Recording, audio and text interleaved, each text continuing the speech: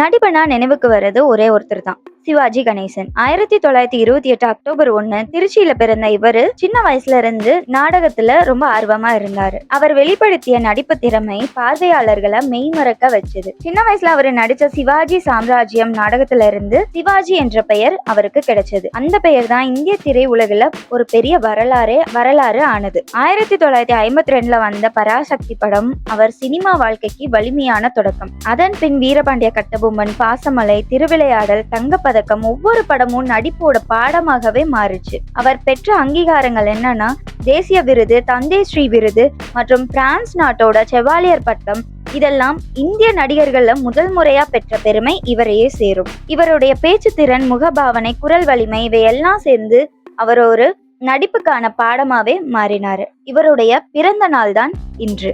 மேலும் நிறைய ஃபேக்ட்ஸ் தெரிஞ்சுக்க பரணி மீடியாவை சப்ஸ்கிரைப் பண்ணுங்க. இந்த வீடியோ பிடிச்சிருந்தா லைக் பண்ணுங்க, ஷேர் பண்ணுங்க. தேங்க்யூ.